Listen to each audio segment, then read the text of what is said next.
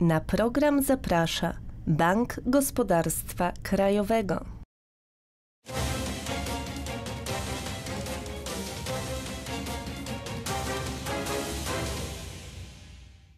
You're watching Poland Daily Business Edition. Tonight our guest is Paweł Nierada of BJK, Polish State Development Bank. Sir, welcome to the show. Hello.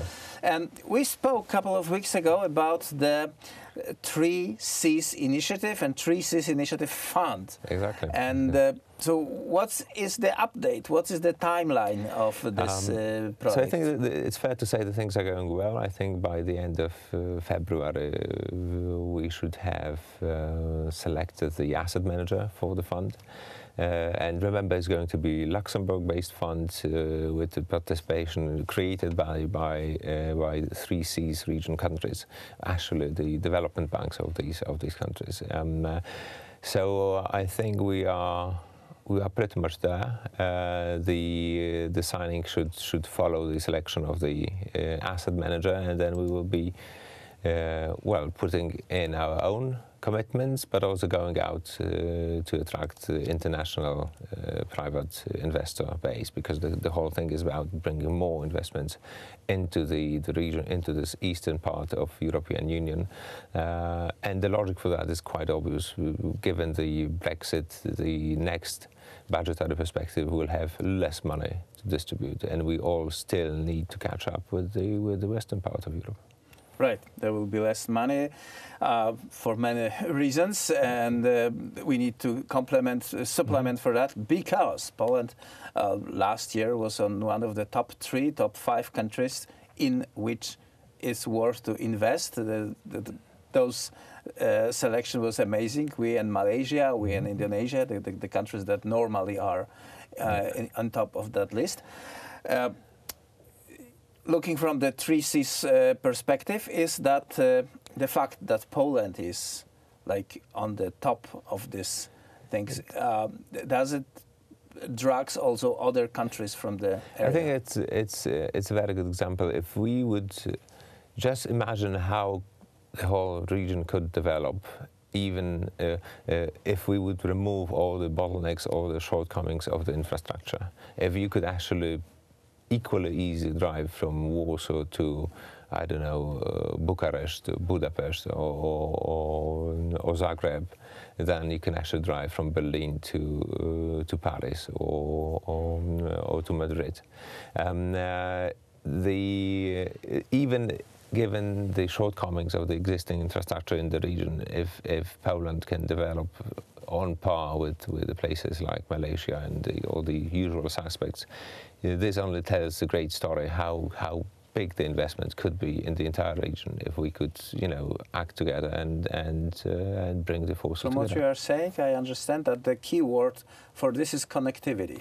Absolutely, connectivity on all levels, ranging from railways, roads, but also pipelines, electricity infrastructure, and last but not least, digital. Okay. The biggest challenges are in which part of this segment of infrastructure you just mentioned? Well, I think all of them, but they all have like very specific angle. And I think key is, and partly this is what the 3Cs Initiative Fund is about, to bring the 2 parts or 3 parts or more parts of the same investment that are in different countries together.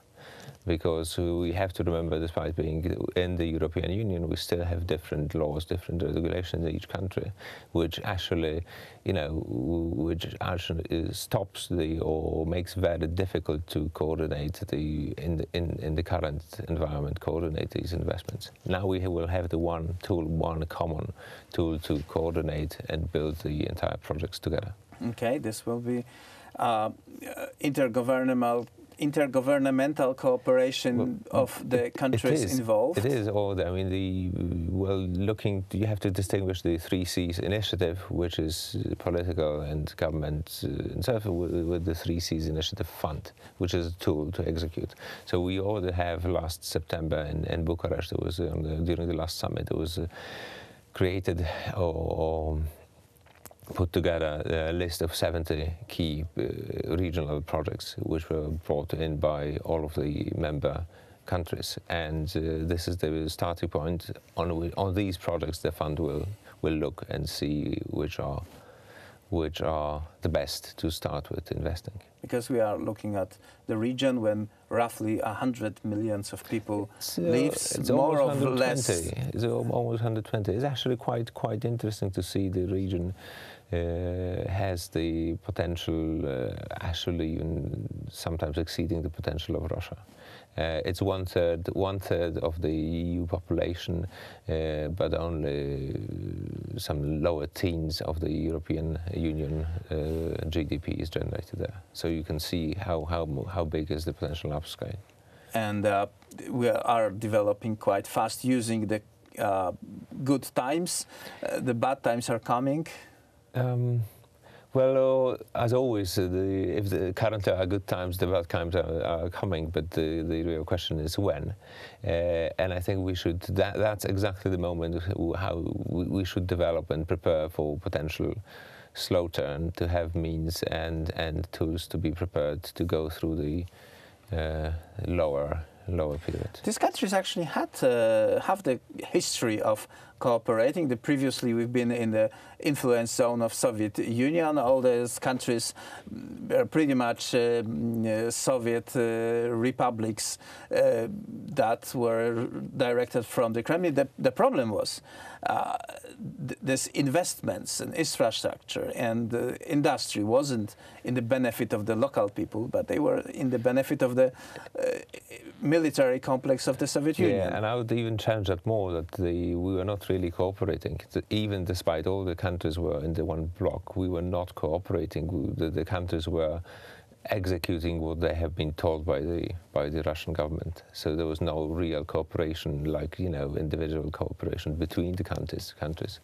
They were simply, you know, receiving orders what to do. Right. So this is something new, something that can push forward this region. Definitely. I think one of the most interesting takeaways is that 2 years ago there was there was so little cooperation on the national development banks, national development institutions level between all these countries, that I would say there was almost like none. And now currently we all start to see that we are, by doing things together, we are actually learning and benefiting from each other, which is already, you know, turning into. It's mind-boggling when you learn that the second biggest export partner for Poland is the Czech Republic, that has 10 million people. So, how big is the potential all over the region for a mutual trade? Starting from that, but also going through the actual investment, because to do this investment you have to hire companies, hire people to execute that, and it's kind of like it's because part of the benefit that was in the 20s in the US, the nationwide construction program of infrastructure was a benefit in itself. Right, and they want to repeat that, but that's a different story. But one more final question is the airport in Baranowice on Central Communication Hub included in that project? To the best of my knowledge, no, but it's not. The list is, from my perspective, is not closed. There is so many activity going on that I could hardly imagine that 70, identified projects are all there is to look at in the region of 112 people.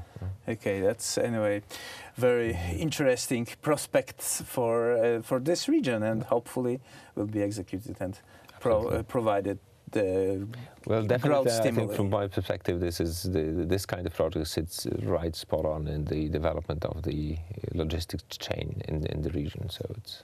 But we will hear more about that in the next few months. Paweł Nierada, thank you very much for coming to our show, and that was it for tonight's Poland Daily Business.